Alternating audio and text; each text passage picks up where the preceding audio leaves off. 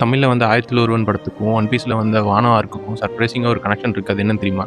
ஆயிரத்தில் ஒருவன் படத்துல சோழர்கள் பாண்டியர்கள்கிட்ட தோல்வி அடைஞ்சதுக்கப்புறம், அவங்களுக்கு தெரியாம பல நூற்றாண்டுகளா ஒரு இடத்துல மறைஞ்சு வாழ்ந்துட்டு இருக்காங்க.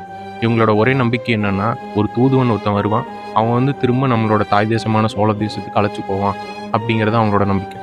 இதே மாரி தான் ஒன் பீஸ்ல வர வானோ ஆர்க்லயும் கைசுகி ஓடன் வந்து கைடோ கிட்ட வந்து தோத்தர்றாரு. அதுக்கப்புறம் கைடோவும், ஒரோச்சியும் அந்த மக்கள வந்து ரொம்ப கொடுமைப்படுத்தி அடிமைப்படுத்த ஆரம்பிக்கிறான்.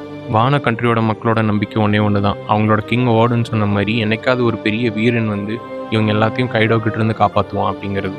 ஆயிரத்தில் ஒருவன் எடுத்துட்டாலும் சரி, இந்த ஒன் பீஸோட வானோ ஆர்க் எடுத்துட்டாலும் சரி, இந்த 2 கதையிலயும் மக்கள் வந்து பசி, பட்னி, வறுமை, அதுக்கப்புறம் வியாதினால இறந்து போகிறது, இந்த மாரி பல கொடுமைகள அனுபவிக்கிறாங்க. இந்த 2 கதையிலயும் இருக்க மக்களோட ஒரே ஒரு நம்பிக்கை, என்னைக்காவது ஒரு பெரிய மாவீரன் வருவான். அவன் வந்து நம்மள இந்த பிரச்சனையிலேருந்தெல்லாம் காப்பாத்துவான். நம்மள பழையபடி மாத்துவான்.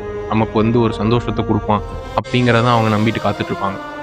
நீங்க என்ன நெனைக்கிறீங்க? 1000ல் ஒருவன்ல அந்த தூதுவன் மாரி, ஒன் பீஸ் வானோ ஆர்க்ல லூஃபி தானே அந்த தூதுவன்? தூதன் வருவன், வதைக்கப்படுவன், மதலை விழிநீர் துடைப்பன், மாரி பெய்யும்.